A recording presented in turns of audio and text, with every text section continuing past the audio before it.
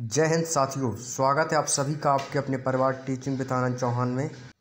आज के इस वीडियो में दोस्तों हम आप लोगों के लिए नया टॉपिक लेकर आए हैं जो कि है महत्वपूर्ण विद्रोह एवं अधिनियम, important rebellions and social reform act के बारे में। दोस्तों बहुत ही इम्पॉर्टेंट चैप्टर है और अधिकतर यहाँ से दोस्तों क्वेश्चन आपसे एग्जाम में पूछे जाते हैं। दोस्तों महत्वपूर्ण विद्रोह कब और कैसे क्या हुआ था, और दोस्तों महत्वपूर्ण अधिनियम के बारे में, सामाजिक सुधार अधिनियम के बारे में और महत्वपूर्ण विद्रोह के बारे में हम दोस्तों आज के इस वीडियो में जानेंगे, जो कि दोस्तों हमारी ये आज की क्लास स्टैटिक जीके की दोस्तों 62 क्लास होने जा रही है। और हम आप लोगों को इस चैप्टर में आपको इस पूरी बुक का complete solution page bye page complete करा रहे हैं। तो एक बार आप सभी प्यार तो जल्दी से क्लास में जुड़ जाएंगे और वीडियो को ज़्यादा से ज़्यादा लोगों में शेयर कर दें, ताकि दोस्तों सभी लोग क्लास में आ सकें और अपनी तैयारी को बेहतर कर सकें। और यह आपके लिए यूपीपी के साथ साथ दिल्ली पुलिस और भी दोस्तों ऑल कॉम्पिटिटिव एग्ज़ाम के लिए बहुत ही दोस्तों इम्पोर्टेंट क्लास रहने वाली है। तो एक बार सभी प्यार दोस्त जल्दी से क्लास में आ जाएंगे और इसके बाद दोस्तों हम अपने इस सेशन को स्टार्ट करते हैं। सेशन बहुत ही शानदार रहेगा, तो आप सभी प्यार दोस्त क्लास में ज़्यादा से ज़्यादा संख्या में ज़रूर जुड़िएगा। तो चलिए दोस्तों बिना देरी किए हम अपने सेशन को स्टार्ट करते हैं। सबसे पहले पढ़ेंगे दोस्तों महत्वपूर्ण विद्रोह के बारे में।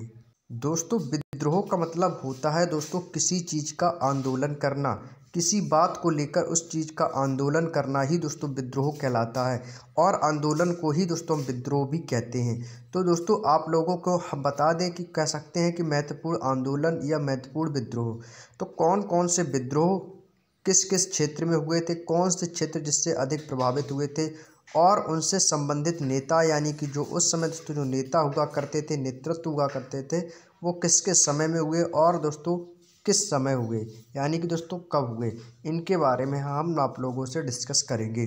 तो क्लास को दोस्तों आप लोग शुरू से लेकर कंप्लीट देखिएगा दोस्तों, तभी आपको बातें समझ में आएंगी। और यदि आपने दोस्तों क्लास को स्किप कर दिया तो आपको बातें समझ में नहीं आएंगी। तो आप लोग वीडियो को बिल्कुल शुरू से लास्ट तक जरूर बने रहिएगा, आपको एक एक चीज़ पूरी बात अच्छे से दोस्तों समझ में आ जाएगी। तो यहाँ पे आप दोस्तों देख पा रहे होंगे, यहाँ पर आपको 4 पॉइंट दिए गए हैं। पहला तो आपका विद्रोह दिया गया है, दूसरा आपसे उनसे प्रभावित होने वाले क्षेत्र है, और दोस्तों विद्रोह से संबंधित नेता और नेतृत्व है, और विद्रोह से संबंधित समय दिया गया है। तो सबसे पहला दिया गया है जो कि सबसे ज़्यादा इम्पोर्टेंट क्वेश्चन कई बार एग्जामों में पूछा जाने वाला क्वेश्चन है, वो है आपका दोस्तों सन्यासी विद्रोह। पहला जो पॉइंट दिया है सन्यासी विद्रोह, ये आपके लिए दोस्तों इम्पोर्टेंट रहेगा, कई बार एग्जाम में दोस्तों ये क्वेश्चन रिपीट किया गया है। तो आप लोगों के मन में दोस्तों क्वेश्चन उठ रहा होगा कि यह क्वेश्चन एग्जामिनर करता कैसे है। तो दोस्तों एग्जामिनर क्वेश्चन करता है कि बताइएगा सन्यासी विद्रोह कहाँ पर हुआ था, या पूछ सकता है किसके समय में हुआ था, या आपसे पूछ सकता है कि कब हुआ था, या आपसे दूसरी आशा पूछ सकता है कि सन्यासी विद्रोह से प्रभावित होने वाले क्षेत्र कौन कौन से थे। तो इस टाइप से एग्जामिनर क्वेश्चन करेगा।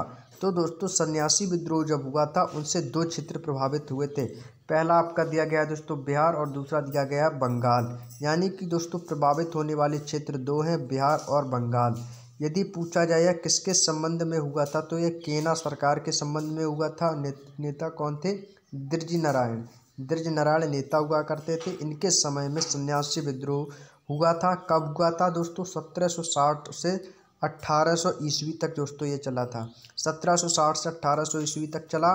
और दोस्तों ये बिहार और बंगाल वाले क्षेत्र जो हैं, ये दोस्तों सर्वाधिक प्रभावित क्षेत्र हुए थे सन्यासी विद्रोह से।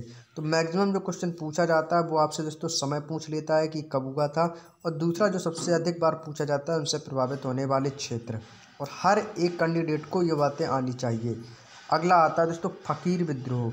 फकीर विद्रोह जब हुआ था दोस्तों, इससे जो क्षेत्र प्रभावित हुआ था वो हुआ था दोस्तों आपका बंगाल क्षेत्र दोस्तों सर्वाधिक प्रभावित हुआ था।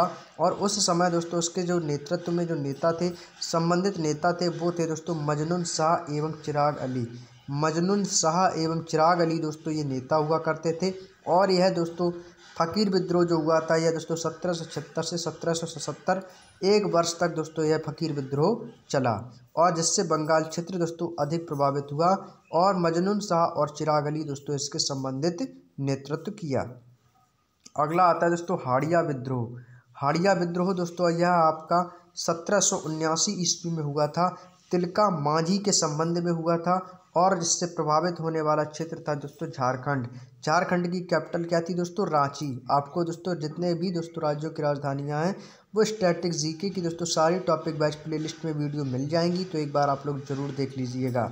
तो हांडिया विद्रोह जो हुआ था दोस्तों, ये सर्वाधिक प्रभावित होने वाला क्षेत्र झारखंड हुआ करता था और इससे संबंधित जो नेता थे वो थे दोस्तों तिलका मांझी। तिलका मांझी के नेतृत्व में दोस्तों हांडिया विद्रोह हुआ था 1779 ईस्वी में झारखंड में। अगला आता है दोस्तों चुआरो विद्रोह। चुआरो विद्रोह दोस्तों यह आपका दोस्तों कब हुआ था? ये दोस्तों 1798 ईस्वी में हुआ था। यह दोस्तों बंगाल क्षेत्र जो प्रभावित हुआ था और इसके संबंधित जो नेता थे वो दोस्तों करणगढ़ की रानी शिरोमणि और दुर्जन सिंह। कौन सी दोस्तों? करणगढ़ की रानी शिरोमणि एवं दुर्जन सिंह, ये दोनों दोस्तों इनके नेतृत्व में चुआरो विद्रोह हुआ था जिससे बंगाल क्षेत्र अधिक प्रभावित हुआ। जो कब किया था दोस्तों? 1798 ईस्वी में। अगला आता है दोस्तों चेरो विद्रोह। चेरो विद्रोह दोस्तों ये आपके झारखंड के पलामू क्षेत्र में सर्वाधिक प्रभावित हुआ और यह दोस्तों भूषण सिंह नेता के संबंधित हुआ था और यह 1800 ईस्वी में हुआ था दोस्तों। याद रखिएगा, चेरो विद्रोह दोस्तों भूषण सिंह के नेतृत्व में झारखंड क्षेत्र अधिक प्रभावित होने पर 1880 में दोस्तों चेरो विद्रोह हुआ था। क्लियर। अगला पॉइंट आता है दोस्तों पॉलीगरों का विद्रोह। दोस्तों पॉलीगरों का विद्रोह, इससे दोस्तों जो सर्वाधिक क्षेत्र जो प्रभावित हुआ था वो था दोस्तों तमिलनाडु। तमिलनाडु क्षेत्र दोस्तों सर्वाधिक प्रभावित हुआ था और इसके दोस्तों जो संबंधित नेता थे वो थे वीर पी काट्टावामान संबंधित नेता थे। इनके विद्रोह में हुआ था पॉलीगरों का विद्रोह, जिससे तमिलनाडु क्षेत्र सर्वाधिक प्रभावित हुआ और यह दोस्तों 1799 से 1801 ईस्वी तक दोस्तों पॉलीगरों का विद्रोह चला। अगला पॉइंट आता है दोस्तों भील विद्रोह। भील विद्रोह जो है दोस्तों यह आपका पश्चिमी घाट सबसे अधिक दोस्तों इससे प्रभावित हुआ था और यह दोस्तों सेवाराम उस टाइम नेता हुआ थे। इन्हीं के नेतृत्व में दोस्तों भील विद्रोह हुआ था। तो ये आपके एक इम्पोर्टेंट पॉइंट है, भील विद्रोह वाला क्वेश्चन आपके एग्जाम में पूछा गया है और यह दोस्तों 1825 से 1831 ईस्वी तक चला। अगला आता है दोस्तों रामोसी विद्रोह। रामोसी विद्रोह से प्रभावित होने वाला क्षेत्र दोस्तों भी अभी दोस्तों आपका पश्चिमी घाट है, जो कि चित्तर सिंह नेता के नेतृत्व में रामोसी विद्रोह हुआ था, जिससे पश्चिमी घाट सर्वाधिक दोस्तों प्रभावित हुआ और यह 1822 से 29 ईस्वी तक चला। 1822 से 1829 ईस्वी तक यह रामोसी का विद्रोह हुआ। नेक्स्ट दोस्तों पागलपंथी विद्रोह। पागलपंथी विद्रोह दोस्तों यह आपके टीपू नेता के नेतृत्व में हुआ था, जिससे बंगाल क्षेत्र सर्वाधिक दोस्तों प्रभावित हुआ और यह 1825 से 1827 ईस्वी तक दोस्तों चला। अगला आता है दोस्तों अहोम विद्रोह। दोस्तों यह आपका असम में हुआ था। यह आपसे असम वाला जो क्षेत्र दोस्तों वो सर्वाधिक प्रभावित हुआ था। अहोम विद्रोह आपका असम से प्रभावित हुआ और यह गोमधर कुंवर दोस्तों उस समय नेता हुआ करते थे। इन्हीं के नेतृत्व में दोस्तों अहोम विद्रोह हुआ। 1828 ईस्वी को दोस्तों हुआ था। असम वाला क्षेत्र दोस्तों सर्वाधिक प्रभावित हुआ। बहावी आंदोलन दोस्तों, बहावी आंदोलन यह आपके लिए इम्पोर्टेंट हो सकता है क्योंकि यूपी जीके का दोस्तों ये क्वेश्चन है।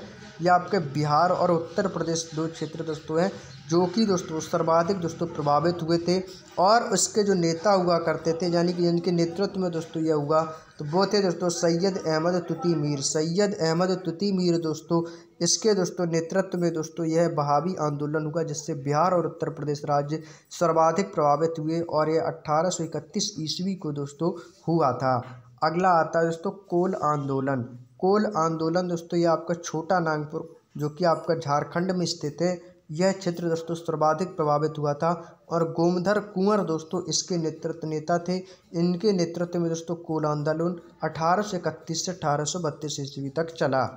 अगला आता है दोस्तों भूमिज विद्रोह। दोस्तों ये चैप्टर आपको देखने में, पढ़ने में, सुनने में थोड़ा टफ लगता होगा, लेकिन आप इस वीडियो को दोस्तों आप 1 से 2 बार देखोगे तो आपको दोस्तों चीज़ें याद हो जाएंगी। जो चीज़ें आपके लिए सबसे ज़्यादा इम्पोर्टेंट है वो तो मैं आपको बता ही देता हूँ, लेकिन फिर भी दोस्तों जो बाकी की चीज़ें हैं वो आपको दोस्तों एक बार इनका रिवीजन भी करना ज़रूरी रहेगा। अगला आता है दोस्तों भूमिज विद्रोह। यह आपका झारखंड की रांची वाला क्षेत्र जो जो कि कैपिटल है झारखंड की। यह क्षेत्र दोस्तों सर्वाधिक प्रभावित हुआ था। गंगा नारायण सिंह उस समय नेता थे। इनके नेतृत्व में भूमिज विद्रोह 1832 ईस्वी में हुआ।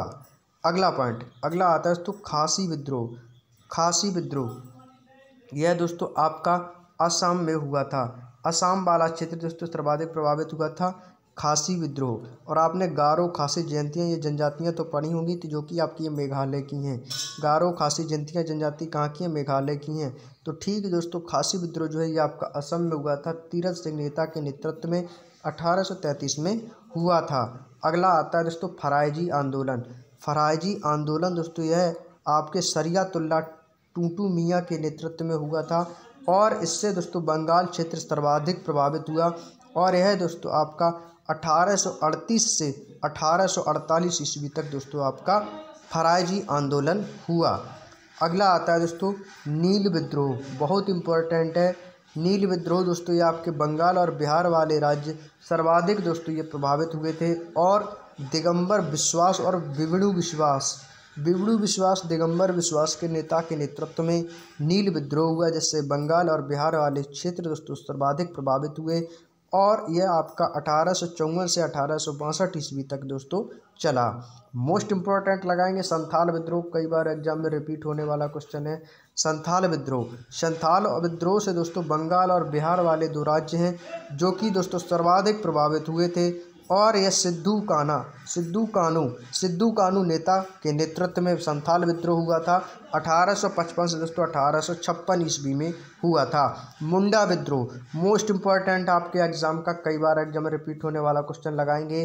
मुंडा विद्रोह तो बिरसा मुंडा यानी कि दोस्तों आपका झारखंड वाला क्षेत्र सर्वाधिक प्रभावित हुआ था। और ये बिरसा मुंडा के नेता के नेतृत्व में हुआ था मुंडा विद्रोह। और ये 1899 से 1900 ईस्वी तक चला। मुंडा विद्रोह कब से कब तक? 1899 से 1900 तक हुआ।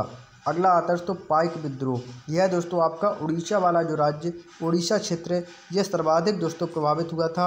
और यह बख्शी जगबंधु नेता के नेतृत्व में पाइक विद्रोह हुआ, जो कि 1817 से 1825 ईस्वी तक चला। अगला आता है दोस्तों पावना विद्रोह। पावना दोस्तों आपका बंगाल में भी पड़ता है। तो पावना वाला जो क्षेत्र है बंगाल का, तो यह दोस्तों सर्वाधिक प्रभावित हुआ था पावना विद्रोह से। और ईशान चंद्र राय एवं शंभूपाल ये दोस्तों दो नेता थे जिनके नेतृत्व में पावना विद्रोह हुआ। पावना क्षेत्र अधिक प्रभावित हुआ। और इन्होंने यह विद्रोह दोस्तों 1873 से 1876 ईस्वी तक चला। अगला आता है दक्कन विद्रोह। इंपॉर्टेंट लगाएंगे सभी प्यारे दोस्त। दक्कन विद्रोह यह दोस्तों आपका महाराष्ट्र का क्षेत्र दोस्तों सर्वाधिक प्रभावित हुआ था, जिसके रानाडे दोस्तों इनके नेतृत्व में दक्कन का विद्रोह हुआ, जो कि 1874 से दोस्तों 1875 ईस्वी तक चला। मोपला विद्रोह तो दोस्तों मोपला विद्रोह जो है दोस्तों मालाबार तट केरल में पड़ता है। यह वही वाला क्षेत्र है मालाबार तट जो कि मोपला विद्रोह के समय दोस्तों सर्वाधिक प्रभावित हुआ। और अली मुसलियार दोस्तों ऐसे नेता हुआ करते थे। इन्हीं के नेतृत्व में मोपला विद्रोह हुआ, जिससे मालाबार तट केरल सर्वाधिक प्रभावित हुआ। और यह विद्रोह 1920 से 1922 तक चला। अगला आता है दोस्तों कुंका आंदोलन। कुंका आंदोलन से प्रभावित होने वाला क्षेत्र दोस्तों है वो आपका पंजाब है। और यह भगत जवाहर मल के नेतृत्व में हुआ था कुंका आंदोलन, जो कि 1840 से 1872 ईस्वी तक चला। संपाओं का विद्रोह दोस्तों अगला दिया दोस्तों रंपाओं का विद्रोह। रंपाओं का जो विद्रोह है दोस्तों यह आपका आंध्र प्रदेश से संबंधित है, क्योंकि आंध्र प्रदेश का जो क्षेत्र है दोस्तों इस रंपाओं विद्रोह से दोस्तों सर्वाधिक प्रभावित हुआ, जिसके दोस्तों नेता थे सीताराम राजू नेता के नेतृत्व में दोस्तों हुआ। और यह आपका 1879 ईस्वी से 1922 ईस्वी तक चला। 1879 से 1922 ईस्वी तक चला। सीताराम राजू के नेता के नेतृत्व में रंपाओं का विद्रोह आंध्र प्रदेश क्षेत्र अधिक प्रभावित हुआ। अगला आता है इंपॉर्टेंट लगाएंगे ताना भगत आंदोलन। कई बार एसएससी के एग्जाम में आया हुआ क्वेश्चन है दोस्तों। ताना भगत आंदोलन यह दोस्तों जतरा भगत नेता के नेतृत्व में हुआ था। ये इससे प्रभावित होने वाला क्षेत्र बिहार था। और यह 1914 में दोस्तों हुआ था। कब हुआ था ताना भगत आंदोलन? 1914 में जतरा भगत नेता के नेतृत्व में। और आपका इससे प्रभावित राज्य जो है दोस्तों वो है बिहार। तेभांगा आंदोलन और दोस्तों तेलंगाना आंदोलन, कंफ्यूज मत हो जाइएगा, दोनों अलग अलग आंदोलन है दोस्तों। तेभागा आंदोलन दोस्तों इससे प्रभावित क्षेत्र बंगाल है। यह कंपाराम सिंह और भवन सिंह इन दो नेता के नेतृत्व में दोस्तों यह हुआ था, जो कि 1946 में दोस्तों हुआ था। लेकिन जो तेलंगाना आंदोलन है, तेलंगाना यह आपका आंध्र प्रदेश वाला राज्य दोस्तों सर्वाधिक प्रभावित हुआ और यह पुचलपल्ली सुंदर राय नेता के नेतृत्व में 1946 ईस्वी में हुआ था। क्लियर। चलिए, यहाँ तक की बातें समझ में आ चुकी होंगी आप लोगों को। तो ये था दोस्तों हमारा एक चैप्टर जिसमें नाम था महत्वपूर्ण विद्रोह या दोस्तों महत्वपूर्ण आंदोलन। तो ये चैप्टर दोस्तों आपका पूर्णतः कंप्लीट होता है और अगला जो पॉइंट है, अगला नया चैप्टर हमारा स्टार्ट होता है यहाँ से, सामाजिक सुधार अधिनियम। क्योंकि दोस्तों ये आपके दो चैप्टर हैं जो कि हम एक ही वीडियो में दोस्तों कवर करेंगे, क्योंकि दोस्तों दोनों छोटे छोटे चैप्टर थे। तो अभी तक हमने दोस्तों महत्वपूर्ण आंदोलन के बारे में, महत्वपूर्ण विद्रोह के बारे में समझा। अब समझिएगा दोस्तों सामाजिक सुधार अधिनियम, सोशल रिफॉर्म एक्ट के बारे में। तो दोस्तों बहुत ही छोटा सा चैप्टर है जो कि आप अपने मोबाइल की स्क्रीन पर देख पा रहे होंगे कि बस इसको इतना ही दोस्तों पढ़ना है। दोस्तों यहाँ पे आपके अधिनियम दिए गए हैं, गवर्नर जनरल दिए गए हैं, वर्ष दिया गया है, समय दिया गया है और दोस्तों विषय दिए गए हैं। तो सबसे पहले हम जानेंगे दोस्तों शिशुवध प्रतिबंध। शिशुवध का मतलब होता है जो छोटे छोटे बच्चे होते हैं जिन्हें जन्म के समय दोस्तों उनको मार दिया जाता था, तो उसको हम क्या कहते थे, शिशुवध कहते थे। और दोस्तों शिशु हत्या भी कहते थे, यानी कि छोटे बच्चे की हत्या कर देना। तो यह दोस्तों अधिनियम जो हुआ करता था, इस पर दोस्तों प्रतिबंध लगाया गया। और यह प्रतिबंध दोस्तों किस जनरल के समय लगाया गया था, ये भी आपसे पूछ सकता है। तो दोस्तों ये आपके लिए इम्पोर्टेंट चैप्टर है दोस्तों, और आप लोगों के लिए काफ़ी कैंडिडेट ऐसे होंगे जिनके लिए दोस्तों ये चैप्टर नया होगा। तो नया चैप्टर है तो नए नए क्वेश्चंस यहाँ से आपके एग्जाम में बनने की संभावनाएं हैं। तो क्यों ना दोस्तों इस छोटे से पॉइंट, छोटे से चैप्टर को हम एक बार में दोस्तों, एक नज़र में दोस्तों कवर कर लें कि एक यदि यहाँ से कोई भी क्वेश्चन बनता है तो दोस्तों आपका क्वेश्चन छूटे ना। तो दोस्तों शिशुवध प्रतिबंध का मतलब यही है कि दोस्तों शिशु का वध पर प्रतिबंध लगा देना पूर्णतया। तो यह दोस्तों किस गवर्नर जनरल के समय हुआ था, ये लॉर्ड वेलेस्ली के संबंध में हुआ था। कब हुआ था, तो 1795 से 1804 ईस्वी को। और इसका जो मेन विषय था, मेन सब्जेक्ट क्या था, तो दोस्तों वो था शिशु हत्या पर प्रतिबंध लगाना। शिशुवध प्रतिबंध का मतलब था कि शिशु हत्या पर रोक लगाना। तो यह दोस्तों गवर्नर जनरल वेलेस्ली के समय में हुआ और 1795 से 1804 ईस्वी तक। अगला आता है सती प्रथा पर प्रतिबंध। दोस्तों सती प्रथा पर प्रतिबंध लगा देना। सती प्रथा का मतलब ये था दोस्तों कि यदि किसी औरत का यदि पति मर जाता है, तो दोस्तों पति मर जाने के बाद दोस्तों जब उसके पति को जलाया जाता है, तो दोस्तों उसकी जो पत्नी है वह औरत को दोस्तों अपने पति के साथ उस चिता पर बैठकर भी स्वयं को जलना पड़ता था। तो ये थी दोस्तों एक सती प्रथा। तो ये सती प्रथा पर दोस्तों भी प्रतिबंध लगाने का जो संबंध था, ये Lord William Bentinck governor general के कार्यकाल में हुआ और यह 1829 ईस्वी को हुआ था, जिसका मेन सब्जेक्ट था कि सती प्रथा पर पूर्ण प्रतिबंध लगाना। अगला आता है दोस्तों दास प्रथा पर प्रतिबंध।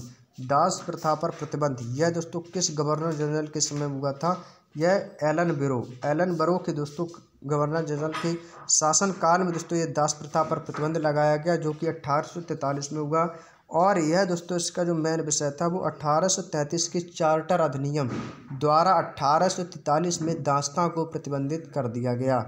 अगला आता है दोस्तों हिंदू विधवा पुनर्विवाह। दोस्तों हिंदू विधवा पुनर्विवाह, दोस्तों ये क्या था, इसका जो मेन सब्जेक्ट था, हिंदू विधवा पुनर्विवाह का मतलब था कि जैसे यदि कोई भी हिंदू लड़की है या हिंदू लड़की या औरत है, यदि उसका दोस्तों यदि पति मर जाता है तो वह दोस्तों दूसरा विवाह नहीं कर सकती थी, क्योंकि दोस्तों उसको पूरी ज़िंदगी भर दोस्तों विधवा ही रहना पड़ता था। लेकिन दोस्तों इस पर क्या किया गया कि इन्होंने दोस्तों अधिनियम एक पारित किया, हिंदू विधवा पुनर्विवाह। यदि कोई भी हिंदू लड़की या हिंदू औरत यदि विधवा रह जाती तो उसका हक है कि वह दोस्तों अपनी स्वयं इच्छा से अपना दूसरा विवाह भी कर सकती है। तो यह दोस्तों लॉर्ड कैनिंग के दोस्तों शासनकाल में हुआ था 1856 ईस्वी में कि विधवा विवाह की अनुमति मिलना। तो दोस्तों 1856 में लॉर्ड कैनिंग के शासनकाल में विधवा विवाह की अनुमति मिल गई। अगला आता है दोस्तों native marriage act. Native marriage act दोस्तों नॉर्थ ब्रुक गवर्नर जनरल के काल में हुआ था 1872 में, जिसमें अंतर जातीय विवाह की अनुमति हुई। अगला आता है दोस्तों Age of Consent Act. Age of Consent Act यानी कि दोस्तों एज को लेकर, यानी कि दोस्तों लड़की के लिए विवाह की आयु दोस्तों कितनी निर्धारित की गई थी उस समय, 1891 की बात हो रही दोस्तों। लैंसडाउन उस समय गवर्नर जनरल थे। तो दोस्तों उस समय लड़की की विवाह की आयु दोस्तों 12 वर्ष निर्धारित की गई थी। आप लोगों ने देखा होगा, दादा परदादा के ज़माने में आप लोगों ने बातें सुनी होगी कि दोस्तों 11 से 12 साल, 13, 14, 15 साल में दोस्तों लड़की का विवाह हो जाता था। तो वही दोस्तों इसमें किया गया है कि 1891 में दोस्तों लड़की के लिए विवाह की आयु 12 वर्ष निर्धारित कर दी गई। इसके बाद आता है दोस्तों आज का अंतिम पॉइंट है शारदा एक्ट। शारदा एक्ट में यह दोस्तों इरविन गवर्नर जनरल थे उस समय, जो कि 1930 में दोस्तों विवाह के लिए दोस्तों लड़की की न्यूनतम आयु 14 वर्ष व लड़कों की न्यूनतम आयु 18 वर्ष निर्धारित की थी। ये दोस्तों कब हुआ था? ये आपका हुआ है शारदा एक्ट के तहत, लॉर्ड इरविन के समय 1930 में। ये पॉइंट आपको दोस्तों याद रखने हैं, क्योंकि दोस्तों इनका जो मेन विषय था वो दोस्तों विवाह के लिए लड़की की न्यूनतम आयु 14 वर्ष की जाए और लड़कों की न्यूनतम आयु 18 वर्ष की जाए। तो यह दोस्तों निर्धारित हुई थी शारदा एक्ट के तहत लॉर्ड इरविन के समय में 1930 में। क्लियर? तो ये थे दोस्तों आपके सामाजिक सुधार अधिनियम, जो कि हमने आप लोगों से डिस्कस किए हैं। आपको बस दोस्तों इतने ही पॉइंट याद रखने हैं, इससे ज़्यादा पॉइंट याद नहीं रखना है। तो आज का ये वीडियो, आज के टॉपिक में आप लोगों को दोस्तों बड़ा ही दोस्तों आनंद आया होगा, क्योंकि दोस्तों आज के टॉपिक में हमने दोस्तों 2 चैप्टरों को कवर किया है। पहला तो आपके महत्वपूर्ण आंदोलन और विद्रोह को समाप्त किया, और दूसरा था सामाजिक सुधार अधिनियम, इनको भी दोस्तों हमने कंप्लीट कर लिया है। तो एक इस वीडियो में आपके 2 चैप्टर कंप्लीट हो गए हैं, क्योंकि दोस्तों हमें बहुत ही जल्द इस बुक को पूर्णतः कंप्लीट कराना है। क्योंकि आप लोगों के दोस्तों पर डे कमेंट आते हैं कि सर आप रीजनिंग और हिंदी की क्लास स्टार्ट कर दीजिए। कल दोस्तों एक स्टूडेंट ने दोस्तों कमेंट किया था कि सर आप रीजनिंग की भी क्लास स्टार्ट कर दीजिएगा, उस बुक का भी सॉल्यूशन करा दीजिएगा। तो दोस्तों बिल्कुल करवा दूंगा। बस जैसे ही दोस्तों यहाँ से किसी भी बुक का सॉल्यूशन कंप्लीट होता है, जैसे ही स्टैटिक जीके आपकी यहाँ से बिल्कुल कंप्लीट हो जाती है, ठीक वैसे ही आपकी रीजनिंग भी स्टार्ट कर देंगे जल्द से जल्द। तो तब तक आप लोग वेट कीजिएगा।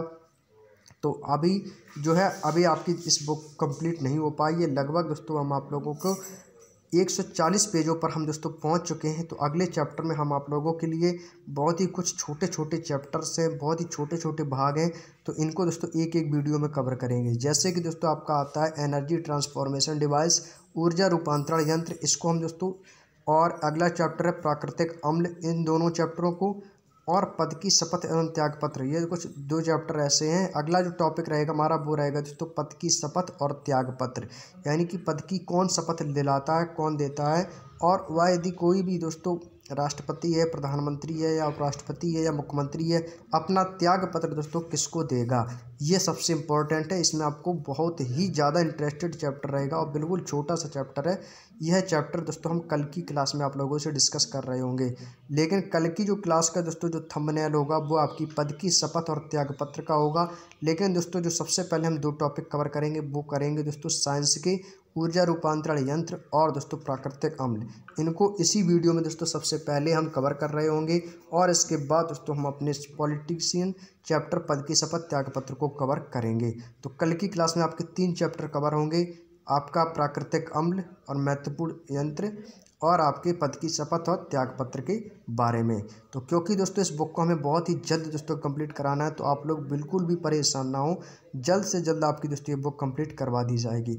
तो कल की क्लास में आप लोग ज़रूर जुड़िएगा, बहुत ही शानदार सेशन रहेगा, क्योंकि कल की क्लास में हम एक पॉलिटी का चैप्टर पढ़ाएंगे पद की शपथ और त्याग पत्र के बारे में। तो चलिए दोस्तों आज की क्लास को यहीं तक रखेंगे। क्लास आप लोगों को कैसी लगी तो कमेंट बॉक्स में ज़रूर बता दिया करें, और वीडियो अच्छा लगा हो तो प्लीज़ दोस्तों तो लाइक ज़रूर कर दीजिएगा। और आप लोगों का सपोर्ट मुझे चाहिए कि आप लोग जितनी जल्द हो सके तो हमारे इस teaching with Anand Chauhan family में 4000 सदस्य दोस्तों पूर्ण होने की छोर पर आ गए हैं। तो आप लोग जितना जल्दी हो सके हमारे इस teaching with Anand Chauhan family को 4000 तक पहुंचा दें, और उतनी ही जल्दी दोस्तों आपकी आने वाली नई क्लासें भी आपकी स्टार्ट कर दी जाएंगी। तो चलिए दोस्तों क्लास को यहीं तक रखेंगे, मिलते हैं नेक्स्ट क्लास में। तब तक के लिए धन्यवाद। जय हिंद, जय भारत, वंदे मातरम।